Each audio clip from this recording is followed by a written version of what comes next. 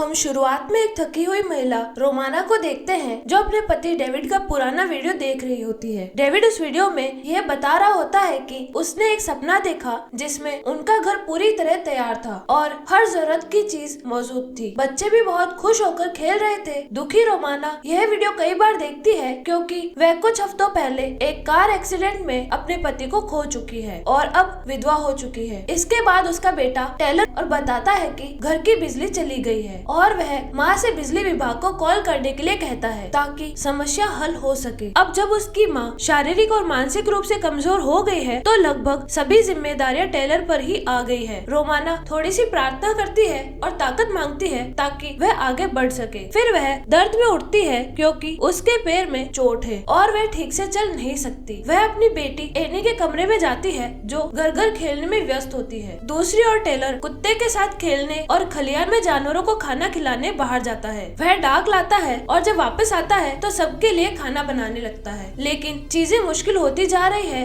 और यहाँ तक कि माचिस भी खत्म हो गई है। कुछ याद करके टेलर घर की अटारी में जाता है और एक डिब्बा खोलता है जिसमें उसके पिता डेविड की कुछ चीजें रखी होती है। वह एक लाइटर निकालता है और वापस आकर स्नैक्स तैयार करता है। उसकी छोटी बहन भी मदद करने की कोशिश करती है। रोमाना अपनी दवा लेती है और फिर देखती है कि उसका मोबाइल फोन बंद हो गया है जिससे वह टेलर की कहीं कॉल नहीं कर पाती। वह सीढ़ियों से नीचे उतरने लगती है, हालांकि उसे गिरने का डर होता है। रसोई में पहुंचकर वह एनी को चाकू न छूने की चेतावनी देती है और टेलर को उसकी बहन के प्रति सावधान करती है। टेबल पर बैठे हुए टेलर अपनी माँ से बिजली की समस्या के बारे में पूछता है। रोमाना बताती है कि वह कुछ नहीं कर सकती क्योंकि उसका फोन बंद हो गया है और टेलर का फोन पहले से ही टूटा हुआ है। अब उन्हें बिना वीडियो गेम खेले ही दिन बिताना पड़ेगा। वे थोड़ी देर मजाक करते हैं और मुस्कुराते हैं, लेकिन टेलर देखता है कि उसकी माँ अपने पति की मौत से कितना दुखी है। अचानक कुत्ता चार्ली उल्टी कर देता है। जब रोमाना पूछती है कि उसने कुत्ते को क्या खिलाया तो टेलर बताता है कि उसने पिछले दिन का बचा खाना दिया क्योंकि कुत्ते का खाना खत्म हो गया था। टेलर कुत्ते को बाहर ले जाता है। तभी रोमाना को उस दिन की हल्की सी याद आती है जब हादसा हुआ था। तभी टेलर ध्यान आकर्षित करता है और कहता है कि आंगन में एक महिला काले कपड़ों में एक कुर्सी पर बैठी है, कुछ भूत जैसी। रोमाना खिड़की से झांकती है और टेलर अपनी बहन को डराने लगता है। रोमाना अपनी बेटी को दिलासा देती है और फिर कुत्ते को चुप कराने की कोशिश करती है जो उस औरत पर भौंक रहा होता है। थोड़ी देर बाद वह बाहर जाती है और कहती है कि वह उस अजनबी महिला से बात करेगी क्योंकि शायद वह रास्ता भटक गई हो। चार्ली लगातार भौंकता रहता है, फिर भी रोमाना उस महिला की ओर बढ़ती है जिसका चेहरा ढका हुआ है। महिला रोमाना की आवाज पर कोई प्रतिक्रिया नहीं देती जिससे रोमाना और पास जाती है। तब पहली बार वह महिला बोलती है और पूछती है कि रोमाना वहाँ कैसे पहुँची, जिससे रोमाना उलझन में पड़ जाती है। वह बूढ़ी लगने वाली महिला रोमाना से उसका पूरा नाम पूछती है। रोमाना कोई जवाब नहीं देती और महिला कहती है कि वह ठीक है और उसे किसी की मदद की जरूरत नहीं है। रोमाना उस अजनबी महिला से कहती है कि वह उसकी प्रॉपर्टी छोड़ दे, लेकिन वह अजनबी औरत पूछती है क्या रोमाना ने कभी किसी से किसी मुश्किल वक्त में मजबूत बनने को कहा है। रोमाना इस सवाल का कोई जवाब नहीं देती और कहती है कि उसका पति जल्द ही घर लौट आएगा, मगर वह काली पोशाक वाली महिला कहती है कि रोमाना का पति अब कभी घर नहीं आएगा। वह महिला रोमाना के जीवन और उसके परिवार के बारे में जानती है, यहाँ तक कि वह टूटी हुई गाड़ी की ओर इशारा करती है। यह देख रोमाना घबरा जाती है क्योंकि वह महिला अपनी पहचान नहीं बताती, लेकिन उसकी जिंदगी की हर बात जानती है, यहाँ तक कि उसके नुकसान की भी। जब रोमाना के बच्चे बाहर आ जाते हैं वह तुरंत उन्हें अंदर भेजती है। उसी समय वह साया जैसी महिला कहती है कि वे बच्चे खाने के लिए तैयार हैं। डर के मारे रोमाना उसे जाने को कहती है, लेकिन वह अजनबी कहती है कि वह तो केवल रोमाना की प्रार्थना का जवाब देने आई है और कहती है कि आज वही दिन है जिसका बहुत समय से इंतजार था। फिर वह अपने खून से सने हाथ दिखाती है। यह देख रोमाना घबरा जाती है और दौड़कर घर की तरफ भागती है। जब वह मुर्गी खाने के सामने से गुजरती है तो देखती है कि सारी मुर्गियां मारी जा चुकी है, लेकिन टेलर देखता है कि उसकी माँ अपनी गाड़ी तक जाती है लेकिन गाड़ी स्टार्ट नहीं होती और फोन की बैटरी भी चार्ज नहीं हो रही होती। टेलर ये सब समझ नहीं पाता जबकि कुत्ता चार्ली लगातार भौंक रहा होता है। तभी काली पोशाक वाली महिला अपने हाथ हिलाती है और कुत्ते के नीचे एक साया से उभर आता है। अचानक कुत्ता भौंकना बंद कर देता है। टेलर अपनी माँ के पास जाता है और रोमाना घर का दरवाजा बंद करते हुए कहती है कि वह महिला तो बस रास्ता भटक गई है और वह बाहर सिर्फ टॉर्च लेने गई थी। टेलर पूछता है कि वे दोनों असल में किस बारे में बात कर रहे थे, लेकिन रोमाना बहाने बना देती है और दरवाजे बंद करती रहती है। कुछ मिनट बाद जब माँ बेटी आइसक्रीम खा रही होती है, टेलर देखता है कि वह काली महिला अब भी उनके आंगन में खड़ी है। उसे शक होता है कि वह महिला खतरनाक है, इसलिए वह रोमाना से कहता है कि वह उसके पिता की बंदूक ले आए, नहीं तो वह खुद ले आएगा। रोमाना गुस्से में टेलर को अपने कमरे में जाने को कहती है। जब टेलर मना करता है तो वह एक ग्लास तोड़ देती है। फिर भी टेलर अपनी माँ और बहन की सुरक्षा के लिए खिड़की के पास जाकर खड़ा हो जाता है और उस महिला पर नजर रखता है। रोमाना अपने बेटे से बात करने आती है, तभी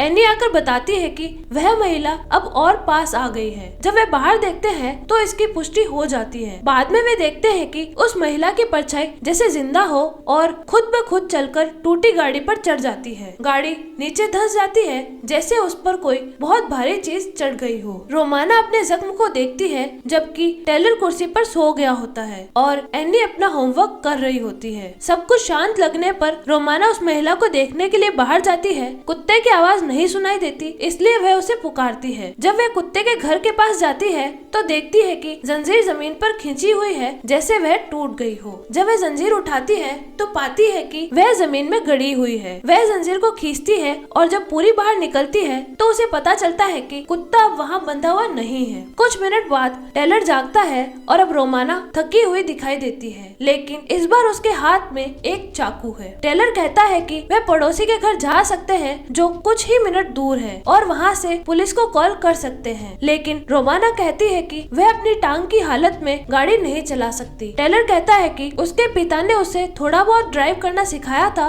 और वह गाड़ी चला सकता है। फिर भी रोमाना उसे इसकी इजाजत नहीं देती क्योंकि वह अभी गाड़ी चलाने के लिए बहुत छोटा है। फिर टेलर अपनी माँ से पूछता है कि क्या वह पास के फार्म पर जा सकते हैं। वह फार्म कुछ ही किलोमीटर दूर होता है, लेकिन रोमाना फिर से टेलर को मना कर देती है। नाराज होकर टेलर कहता है कि उसकी माँ तर्कहीन व्यवहार कर रही है और गुस्से में कमरे की दीवार पर गेंद मारना शुरू कर देता है, जिससे रोमाना चिढ़ जाती है। अपने गुस्से पर काबू खोते हुए वह चाकू उठा लेती है, शायद कुछ बुरा सोचते हुए, लेकिन सौभाग्य से वह उठती है, बेटे की गेंद लेती है और उसे घर के बाहर फेंक देती है। रोमाना अपना गुस्सा छोटी एनी पर निकालती है क्योंकि उसने नामों की स्पेलिंग गलत लिखी थी। यहीं से पता चलता है कि पिता की मौत के बाद परिवार की स्थिति अस्थिर हो गई है और टेलर अक्सर उपेक्षित महसूस करता है और उसे अपनी माँ का प्यार नहीं मिल पाता। आईने में खुद को और अपनी बेटी को देखती रोमाना अचानक एक भ्रम में पड़ जाती है। वह देखती है कि उसने चाकू एनी में घोंप दिया है, लेकिन सौभाग्य से यह सिर्फ एक कल्पना होती है। असल में चाकू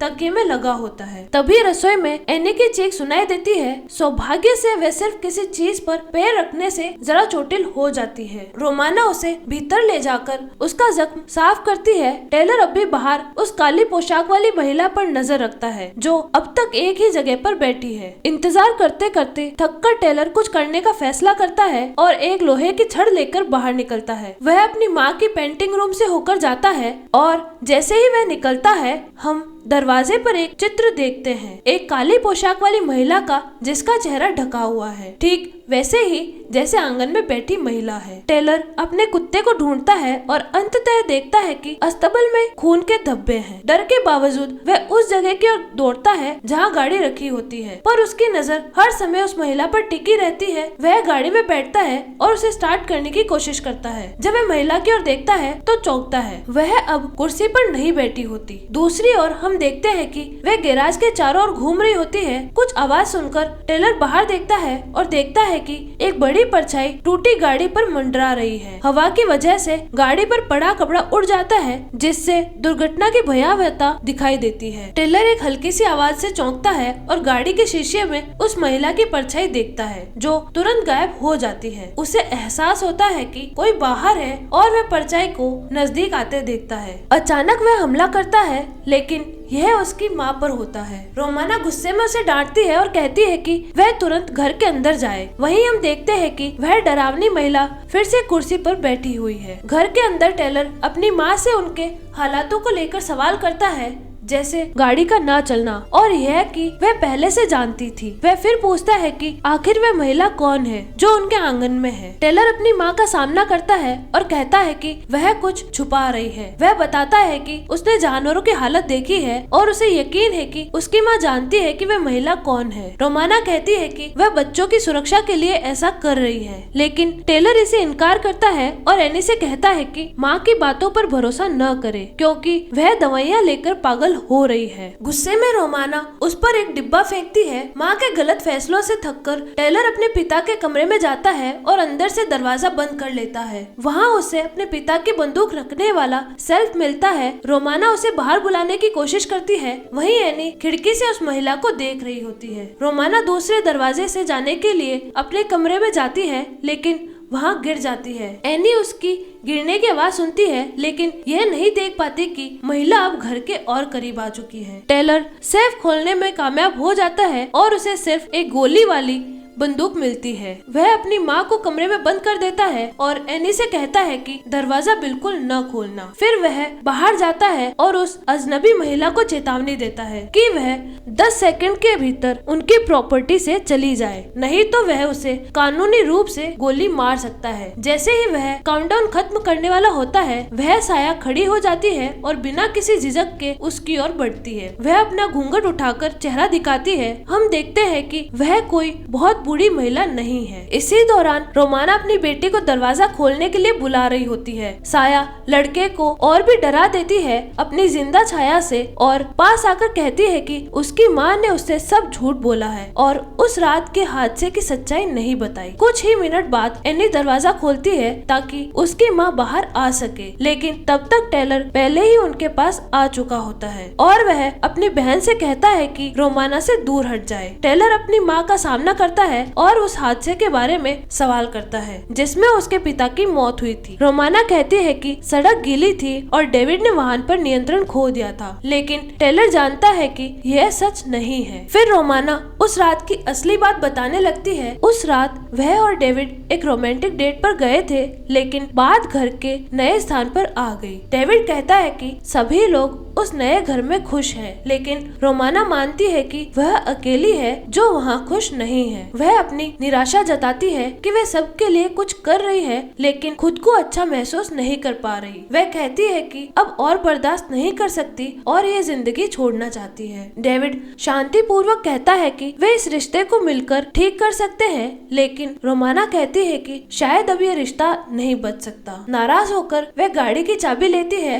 और रेस्टोरेंट से बाहर निकल जाती है और डेविड को गाड़ी चलाने नहीं देती। थोड़ी ही देर बाद सड़क पर ध्यान भटक जाता है और एक पल के लिए वे उस काली महिला की परछाई देखती है और फिर एक और गाड़ी से सीधी टक्कर हो जाती है। वास्तविकता में लौटते हुए रोमाना कहती है कि डेविड के पास परिवार के लिए एक आदर्श दृष्टिकोण था, लेकिन वे उसे देख नहीं पाई। बाहर वे साया सब कुछ सुन रही होती है। उसकी छाया घर की ओर बढ़ने लगती है। अचानक एनी देखती है कि टेलर की गेंद घर के अंदर फेंकी जा रही है और वह इस दृश्य से डर जाती है। फिर वह छाया जो घर के अंदर आ चुकी होती है चीजों को हिलाना शुरू कर देती है, जिससे छोटी एनी डर जाती है। जब वह छाया दरवाजा बंद कर देती है, एनी छत की ओर देखती है और वहाँ वह भयानक परछाई देखती है। उसकी चीख सुनकर टेलर और रोमाना तुरंत दौड़कर उसके पास पहुँचते हैं, लेकिन वह जिंदा और डरावनी छाया सब कुछ गिराने लगती है और उन्हें कमरे से बाहर निकलने नहीं देती। तभी वह साया चाकू उठा लेती है, लेकिन जैसे ही टेलर पर्दे बंद करता है चाकू गिर जाता है। वह डर से ऊपर की मंजिल की ओर भागते हैं, जबकि साया की परछाई उनका पीछा करती रहती है। वह अटारी तक पहुंचते हैं, लेकिन वहां भी एक शैतानी ताकत से नहीं बच पाते। वह छाया एनी को पकड़कर घसीट लेती है, लेकिन टेलर खिड़की की लकड़ी की पट्टी से रोशनी के रास्ते को बंद कर देता है, जिससे हमला रुक जाता है। ऐसा लगता है कि अब परिवार सुरक्षित है, लेकिन दिन खत्म हो रहा है और अब रात की अंधेरी छाया फैल रही है। अंधेरे से बाधित हुए बिना वह दुष्ट शक्ति अभी भी उन्हें डराने की कोशिश करती है। अचानक परिवार एक कोने में एक काली इंसानी परछाई देखता है और जब टेलर टॉर्च से उस क्षेत्र को रोशन करता है वहाँ कुछ नहीं होता। हालांकि वह कुर्सी जिसमें वह महिला बैठी थी अभी भी वहीं मौजूद है। टेलर उस आत्मा से डरता है, लेकिन जल्द ही उसे एहसास होता है कि जो कुछ उन्होंने देखा वह सब सच था, क्योंकि वह दुष्ट आत्मा अब उसकी माँ के पीछे खड़ी है। वह आत्मा और टॉर्च को गिरा देती है, जिससे रोमाना को मजबूरी में एक गोल्फ क्लब उठाना पड़ता है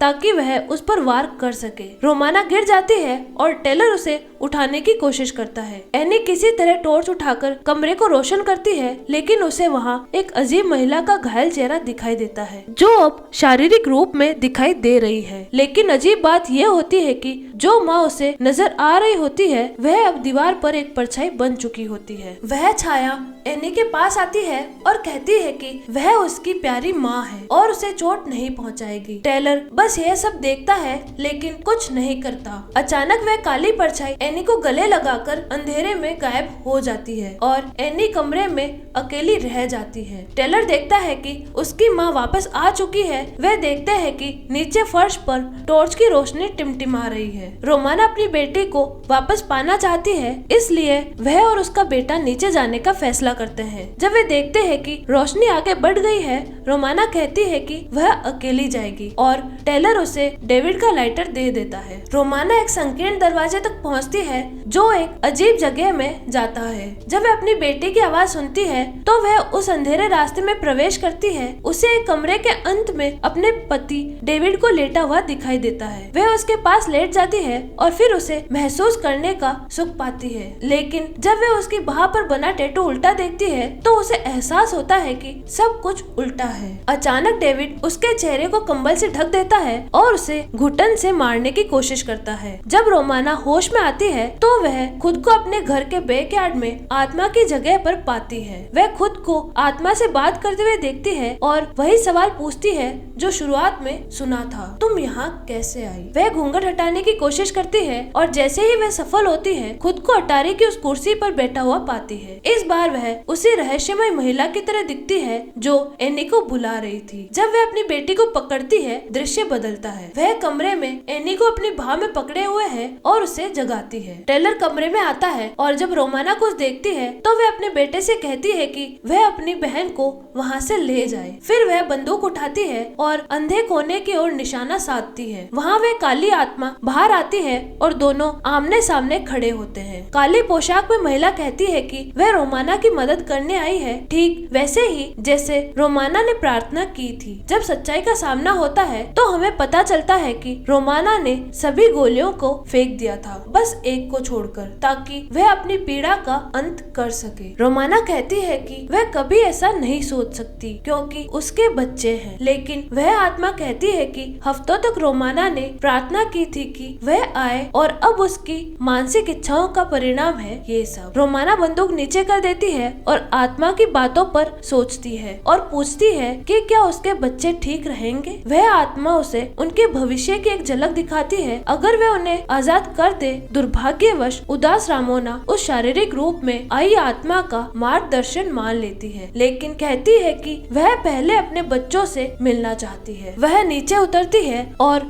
बच्चों को पाती है। रामोना उन्हें कहती है कि वह पड़ोसी के फार्म पर चले जाएं। अब तक रात हो चुकी होती है और बच्चे सिर्फ टॉर्च लेकर निकलते हैं। उनके चले जाने के बाद रामोना फिर अटारी में जाती है, कुर्सी पर बैठती है और किसी भयानक चीज के लिए खुद को तैयार करती है। वह दुष्ट आत्मा उसके डर को महसूस कर रही होती है, पास आती है और बंदूक उसकी ओर करती है। कुछ मिनट बाद उसके बच्चे घर लौटते हैं और सौभाग्य से वह सबसे बुरा निर्णय नहीं लेती। इसके बाद पूरा परिवार घर से बाहर निकलता है और कुछ समय बाद वे पड़ोसी के फार्म पर पहुंचते हैं। ठीक उसी समय बिजली लौट आती है। चार्ली अभी भी जिंदा होता है और परिवार से मिल जाता है। वापस रामोना के कमरे में हम उसकी एक उदास पेंटिंग देखते हैं जिस पर उसका नाम उल्टा लिखा होता है। यह दर्शाता है कि जो कुछ हमने देखा वह एक झूठी हकीकत थी और यह सब शायद रामोना के दिमाग में चल रही एक डरावनी लूप की जीवित कल्पना है, जहाँ सब कुछ उसके लिए बार बार दोहराया जाने वाला है।